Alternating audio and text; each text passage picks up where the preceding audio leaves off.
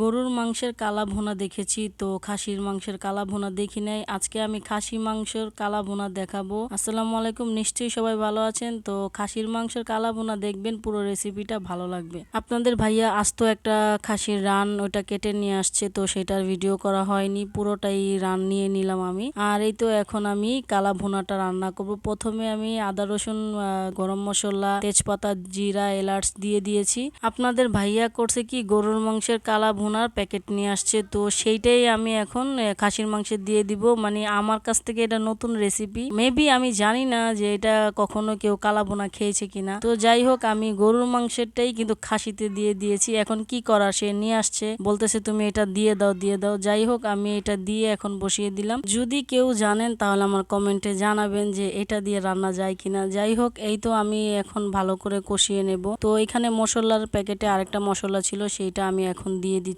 এটা এখন কালা ভুনার কালার হতে থাকবে। তো আমি এই ফার্স্ট টাইম, জানি না আপনারা ভিডিও দেখলে কি মনে করেন, তো গরুর মাংস দিয়ে খাসির কালা ভুনা আমি বানিয়ে ফেলেছি, কিন্তু তো সাপোর্ট পেয়েছি আর এত ভালোবাসা পেয়েছি, মানে প্রশংসার শেষ নেই। মানে খাবারের পরে সানা বুঝতে পারছি যে তারা এত পছন্দ করছে। খুবই মজা হয়েছে আসলে। আমি নিজে তো আর বলছি না, কেন আমার ফ্যামিলি সবাই বলছে। তো খুবই মজা করে ওনারা সবাই খেয়েছে। আপনারা বাসায় একবার হলে ট্রাই করবেন, দেখবেন যে কতটা মজা হয়েছে আর কতটা লোভনীয় হয়েছে। তো এই তো আমার পরিবারের সবাইকে আমি এখন খেতে দিব। আমি যদি আরো কতক্ষণ চুলায় রেখে দিতাম তো তাহলে এটা আরো কালো হতো, তো আমি বেশিক্ষণ রাখি নাই, আমি নামিয়ে ফেলছি। তো এই তো আমি সবার জন্য এটা বেড়ে নিচ্ছি। মেবি আজকে খাওয়ার পরে খুবই আমি প্রশংসা পেয়েছি। তো এই তো আজকের ভিডিওটা এতটুকু ছিল। যদি ভালো লেগে থাকে লাইক কমেন্ট শেয়ার করে দিবেন আর আমার পাশে থাকবেন, আমাকে সাপোর্ট করবেন।